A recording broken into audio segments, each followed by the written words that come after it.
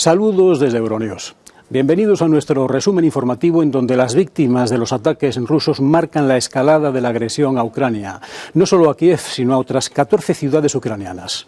Podrán ver el encontronazo en la ONU entre los embajadores de Rusia y Ucrania, protestas contra el líder prorruso en Bosnia y Herzegovina. En Irán, las manifestaciones contra la obligatoriedad de la indumentaria femenina al modo islámico se contagian al mundo laboral, en donde en varias empresas del país hay huelgas ya con reivindicaciones salariales y gritos contra la pobreza. En Europa, huelga en refinerías en Francia. Escocia está a la espera de la resolución del Tribunal Supremo británico sobre si el Parlamento escocés puede convocar un referéndum de independencia para octubre del año que viene sin el visto bueno de Londres. En Perú nos encontramos de nuevo con un vertido, esta vez de vacunas contra la gripe en sus envases, unos caducados y otros no. El mal está hecho y se suma al anterior vertido de crudo y a los habituales que se producen en menor escala. La duda de quién pudo deshacerse de las vacunas no tiene respuesta ahora mismo. Depósitos farmacéuticos, recicladores de residuos clínicos que cobran por eliminarlos y los tiran después, incluso desde barcos. Lo que está claro es que el daño está causado. En Haití, el primer ministro Ariel Henry reconoce que no tiene el control del país y pide ayuda internacional para evitar el derrumbe. A la miseria endémica se une una epidemia de cólera y aumenta la guerra entre bandas que afecta a la población. Pero tenemos bastante más. Pueden ver ahora mismo las claves del día en 20 minutos. Los embajadores de Ucrania y Rusia en la ONU intercambian acusaciones de terrorismo tras los bombardeos masivos en Ucrania y la explosión en el puente de Crimea. Cientos de personas salen a las calles de las capitales europeas para protestar contra los bombardeos masivos de Rusia en varias ciudades de Ucrania. Continúan las movilizaciones pese a la represión del régimen iraní contra las protestas por la muerte de la joven Mahsa Amini bajo custodia policial. Miles de vacunas contra la influenza tiradas en una playa de Perú. Ambientalistas denuncian que encontrar desechos biológicos en playas es bastante habitual. La guerra alcanza un nuevo nivel tras el bombardeo ruso masivo de este lunes sobre Ucrania. Rusia atacó varias ciudades, entre ellas la capital, dejando al menos 14 muertos y casi un centenar de heridos. La condena internacional no se ha hecho esperar. Los embajadores de Ucrania y Rusia aprovecharon la sesión especial de la Asamblea General de la ONU para acusarse mutuamente de cometer actos terroristas. Al lanzar ataques con misiles contra civiles que duermen en sus casas, que van a trabajar o incluso los niños que van a las escuelas, Rusia ha demostrado una vez más que es un estado terrorista al que hay que detener de la manera más firme posible, dijo el embajador de Ucrania ante la ONU. Moscú culpa a Ucrania del bombardeo de este sábado del puente que une la península ocupada de Crimea con Rusia y argumentó que estas son las represalias. La prueba de hasta dónde puede llegar el régimen de Kiev es el sabotaje del puente de Crimea. Advertimos de que no iba a quedar impune. Cuando hace estos crímenes, cuando mata a los más desfavorecidos, el régimen de Kiev está al mismo nivel que las organizaciones terroristas más perversas, contestó el embajador de Rusia en la Asamblea. El expresidente ruso, actual número 2 del Consejo de Seguridad de Moscú, aseguró en su cuenta de Telegram que los ataques del lunes eran solo un primer episodio, con el objetivo de conseguir el desmantelamiento total del régimen político de Ucrania. A pesar de las amenazas, el presidente del país continúa desafiante. Ucrania no puede ser intimidada, solo puede unirse más. Ucrania no puede ser detenida, solo puede ser convencida aún más de que hay que acabar con los terroristas. Esperanzado, el presidente prometió a los ucranianos que todo lo que fue destruido será reparado. Zaporilla ha vuelto a ser blanco de los ataques rusos. La viceministra de Exteriores de Ucrania, Emine Zepar, habla a través de las redes sociales de unas 15 explosiones. Al menos una persona habría resultado muerta. Entre los edificios afectados, las autoridades ucranianas citan una escuela, un instituto médico y varios edificios residenciales. La ciudad de Zaporilla fue una de las que sufrió con mayor violencia los ataques del lunes, generalizados en todo el país. La mayoría de las víctimas mortales y de los heridos se produjeron en zonas civiles, tras derrumbarse varios inmuebles por el impacto de los proyectiles rusos. Lukashenko se sube al carro de la invasión. El presidente de Bielorrusia, Alexander Lukashenko, amenaza a Ucrania y despliega tropas junto a Rusia. Aseguró que era su respuesta a lo que definió como una clara amenaza para Bielorrusia por parte de Kiev y sus patrocinadores en Occidente. En su reunión con los responsables de las Fuerzas Armadas bielorrusas se mostró dispuesto a la escalada. Mi respuesta a esto es fácil. Decidle al presidente de Ucrania y a los otros locos, si todavía están allí, que lo que pasó en el puente de Crimea les parecerá una broma si tocan tan solo 1 metro de nuestro territorio con sus sucias manos. Los comentarios de Lukashenko, quien detenta el poder en Bielorrusia desde 1994, indican una posible escalada adicional de la guerra en Ucrania. Lukashenko dijo que había acordado con Putin desplegar un grupo militar regional y que había comenzado a seleccionar efectivos el sábado.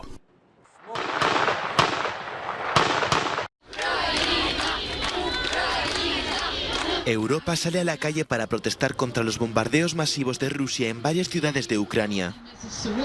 En Bucarest, el personal diplomático, incluido el embajador de Ucrania en Rumanía, expresó su frustración por la aparente negativa de Moscú a considerar una solución política a la invasión. En Praga, cientos de personas acudieron a la céntrica plaza de Wenceslao para exigir más apoyo internacional para las defensas aéreas ucranianas. Los manifestantes levantaron cruces con los nombres de los lugares alcanzados por los misiles rusos, que han dejado más de una decena de muertos y casi un centenar de heridos. Mientras tanto, frente a la embajada rusa, como sátira a la anexión ilegal de los 4 territorios del este de Ucrania, un grupo de personas escenificaron un falso referéndum para anexionar el enclave ruso de Kaliningrado. Y en Roma, casi un centenar de refugiados ucranianos protestaron en los alrededores de la embajada de Rusia, gritando consignas que criticaban al presidente ruso Vladimir Putin. Moscú ha reconocido que esta ofensiva aérea es la respuesta al ataque contra el puente de Crimea del sábado. El periodista y opositor ruso Vladimir Kara-Murza, coordinador de la Fundación Rusia Abierta y actualmente encarcelado en su país, fue distinguido este lunes con el premio Václav Havel de Derechos Humanos 2022, otorgado por el Consejo de Europa. Kara-Murza sobrevivió a 2 intentos de envenenamiento y ha hablado contra la invasión rusa de Ucrania desde los primeros días. El Tribunal Supremo del Reino Unido ha comenzado a escuchar los argumentos del Partido Nacional Escocés para que se le permita celebrar un referéndum de independencia sin la aprobación del gobierno británico. El SNP afirma que tiene un mandato de los votantes escoceses, ya que se comprometió a hacerlo cuando la crisis de la COVID se calmara. Controversia en Bosnia y Herzegovina alrededor de un líder prorruso. Los partidos de la oposición han salido a las calles por segunda vez en una semana para protestar contra un supuesto amaño de las elecciones de principios de octubre por parte del candidato favorable a Moscú, el serbo bosnio Milorad Dodik. Ha sido él quien se ha proclamado vencedor para el cargo de presidente de la entidad serbia, la República Srpska, sin que haya aún resultados oficiales. Sus detractores consideran que fue Jelen Tribic quien ganó los comicios del 2 de octubre y que el propio Dodik amañó la votación. Exigimos a las instituciones judiciales que investiguen y responsabilicen penalmente a todos los individuos que participaron en el robo electoral organizado, del que ya hemos aportado pruebas y que la opinión pública conoce. Ellos han alterado la voluntad electoral del pueblo. Dodik ha negado las acusaciones. Es el político más poderoso de la región serbia de Bosnia y Herzegovina y ha sido sancionado por querer separar al territorio del resto del país. Las denuncias han provocado que las autoridades centrales de la capital, Sarajevo, hayan ordenado el desprecintado de las urnas y el recuento en unos 1000 colegios electorales. Las tensiones étnicas y la corrupción siguen obstaculizando la entrada de Bosnia en la Unión Europea.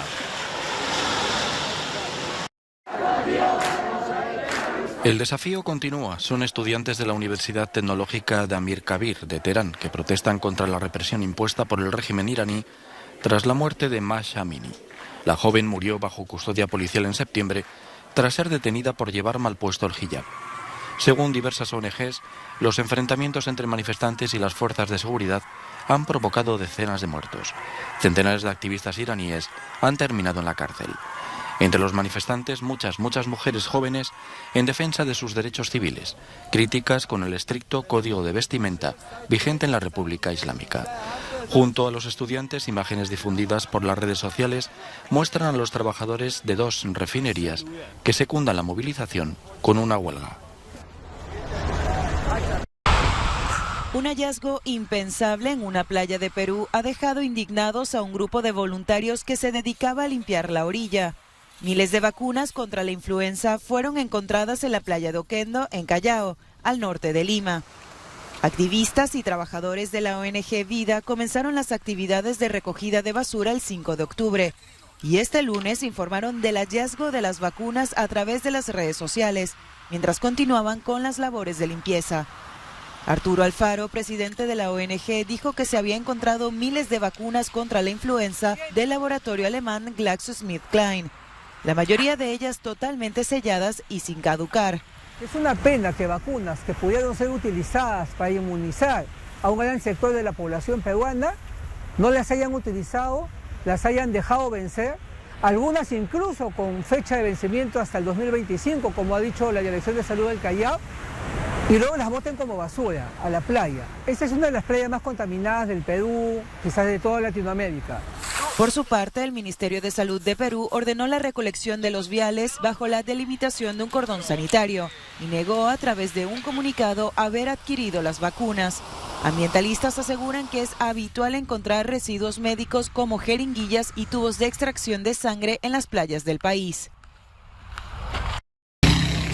A la crisis sociopolítica, económica y de violencia que vive Haití se le suma un brote mortal de cólera. La situación en el país caribeño es tan grave que el secretario general de la ONU, Antonio Guterres, ha propuesto al gobierno haitiano enviar un grupo de militares al país para recuperar el control de Puerto Príncipe de las bandas criminales, que bloquean el suministro de combustible y otros productos básicos como las medicinas. A pesar de las dificultades de acceso y logísticas, nosotros y nuestros socios humanitarios estamos apoyando al Ministerio de Salud en la respuesta al cólera. Se han seleccionado más de 43 instalaciones sanitarias en torno a Puerto Príncipe y la región central que se utilizarán para tratar a los pacientes de cólera. Pedimos urgentemente fondos a la comunidad internacional para hacer frente al brote de cólera. El grupo militar propuesto por Guterres estaría compuesto por uno o varios países y sus operaciones no se desarrollarían bajo el paraguas de Naciones Unidas. El Senado de Haití se ha mostrado en contra de la iniciativa. La puerta de entrada de la cocaína a Europa, así es como se conoce frecuentemente el puerto de Amberes, en Bélgica. Es el segundo mayor puerto de Europa y por él pasan cada año millones de contenedores. Pero con el movimiento económico a gran escala, llega también la delincuencia organizada a gran escala. Y eso significa drogas, muchas drogas. En esta oficina de aduanas se analizan con rayos X cada día cientos de camiones para buscar productos ilegales, sobre todo estupefacientes.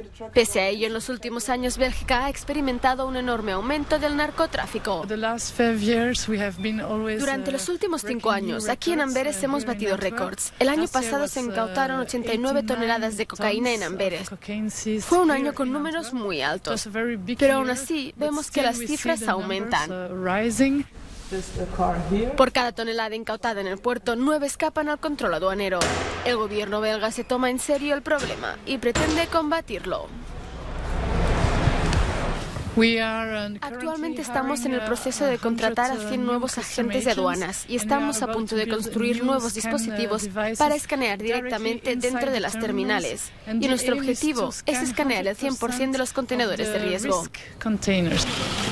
Este aumento de la criminalidad ha provocado también un espectacular incremento de la violencia. El mes pasado, el ministro de Justicia de Bélgica fue víctima de un plan de secuestro frustrado relacionado con el crimen organizado en Países Bajos.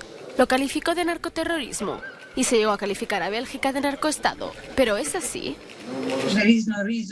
No hay ninguna razón para definir a Bélgica como un narcoestado. Hay enormes diferencias con los verdaderos narcoestados, como México, por ejemplo. En Bélgica, la administración pública está en manos más limpias, por lo que se conocen muy pocos casos de funcionarios que hayan sido corrompidos por el crimen organizado. La experta añade que el récord de incautaciones de cocaína del año pasado en el puerto de Amberes casi equivale al consumo anual de toda la Unión Europea. Pero aún así los precios no han aumentado. De hecho, el coste de la cocaína incluso ha disminuido en algunos casos, lo que demuestra que la droga sigue fluyendo sin problemas por Europa. Las autoridades georgianas apuntan que la llegada masiva de rusos está empujando los precios al alza en el país. Su índice de referencia, el índice Khachapuri, una versión parecida al famoso índice Big Mac utilizado por la revista Economist, mide el coste de preparar este plato típico de Georgia y desde hace más de 3 meses, que rondaba los 2 euros, no ha dejado de subir. El último dato de septiembre de la Oficina Estatal de Estadísticas de Georgia sitúa la tasa de inflación en el 11,5%. Desde marzo somos testigos de la entrada de inmigrantes en Georgia, pero ahora las decisiones tomadas por el gobierno ruso han aumentado aún más el número de inmigrantes. Naturalmente, esto es una presión adicional sobre la demanda y los precios suben. Según las estadísticas de Georgia, dentro del sector de la alimentación, el precio de las verduras y frutas es lo que más ha aumentado. También se ha notado en general la subida en el precio de los productos alimenticios nacionales. Entre las causas, el mayor coste de la energía y el de los bienes importados. La gente no podrá mantenerse al día con esto. Por ejemplo, una gran cantidad de personas a mi alrededor tiene un salario equivalente a 150 euros. No hay mucho que puedas hacer con eso. La vida se ha vuelto cara, es desalentador. Soy científica y se me hace duro. Si ayer con 50 laris, lo que son 20 euros, era suficiente, hoy en día con el doble ni siquiera alcanza. De momento, el Banco Nacional de Georgia está siguiendo una estricta política monetaria para reducir la inflación a alrededor del 3%. Francia afronta un desabastecimiento de combustible. Este lunes a última hora está prevista una reunión de varios ministros para tratar de buscar una solución. La huelga desde hace 2 semanas en el país está provocando que muchos conductores no puedan encontrar gasolina. 1/3 de las estaciones en todo el territorio padecen escasez. Los sindicatos piden un aumento salarial del 10% para hacer frente a lo que consideran una carestía de la vida. Pero mientras espera un acuerdo, la población vive una situación desesperada. He tenido muchos problemas, incluso he pensado en irme más lejos, a Bélgica, porque llevo 3 días mirando la aplicación para el combustible y veo que apenas hay, y llevo 3 horas esperando.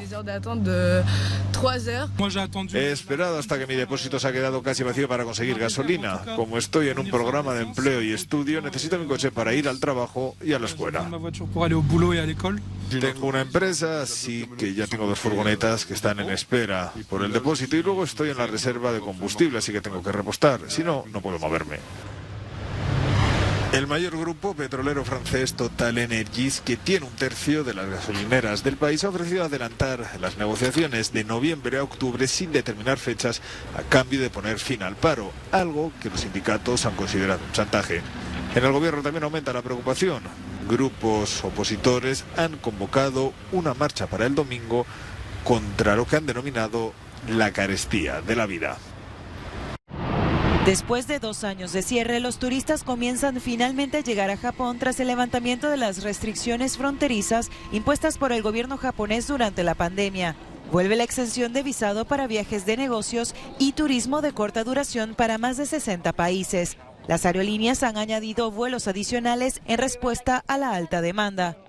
Primero sí podíamos venir, después no podemos venir y mucho después sí podíamos venir. Estamos realmente contentas. Venimos de España. Hemos venido para nuestra luna de miel, así que llegamos para hacer turismo. Estuvimos esperando para venir a Japón como más de 1 año, porque estábamos preparando la boda. Y estuvimos esperando hasta el último momento para conseguir un billete para venir a Japón, porque nos apasiona el país. Algunos protocolos sanitarios se mantienen. Los visitantes deben estar completamente vacunados o presentar una prueba PCR negativa. Y muchas tiendas y restaurantes siguen exigiendo el uso de mascarillas. Se espera que la afluencia de turistas suponga un impulso de 36.000 millones de euros para la economía japonesa. Es el cerebro a gran escala de la artista chilena Cecilia Vicuña, un complejo artístico de telares que muestran una tradición milenaria, el quipu, una forma de tejer con nudos de los habitantes de los Andes que desapareció en el siglo XVI debido a la conquista española y que ahora tiene su propio escaparate mundial en el Tate Modern de Londres. La exposición El cerebro del bosque quipu también trata de reflejar el pensamiento de la artista, unas ideas profundamente marcadas por la lucha por el medio ambiente. A través del sentido de la vista, el tacto o el oído, el visitante se acerca a esa realidad de cómo los bosques del planeta están muriendo. Una visión sobre la que la artista cree que hay un rayo de esperanza, a pesar de todo. Es también sobre cómo los seres humanos de todo el planeta pueden pensar juntos, soñar juntos, imaginar juntos sobre las formas de conservar la tierra, el agua y los bosques.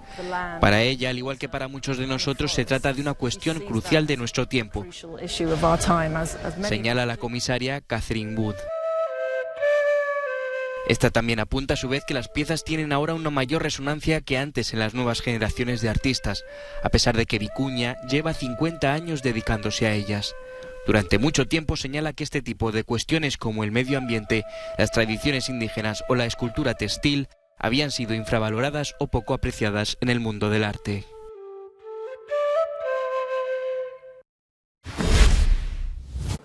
Hasta aquí hemos llegado en Euronews hoy. Las noticias que acaban de ver evolucionan ahora mismo y pueden seguir su desarrollo en nuestro canal de televisión, en nuestra página web y en YouTube y las demás redes sociales.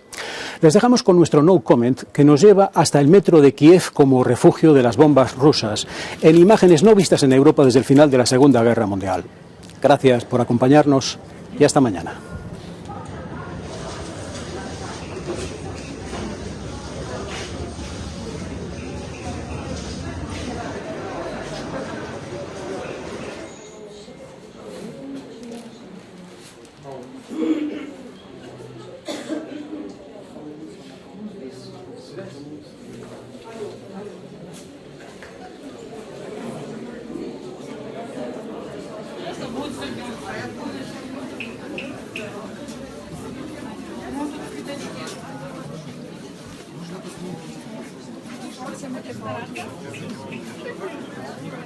Пипец.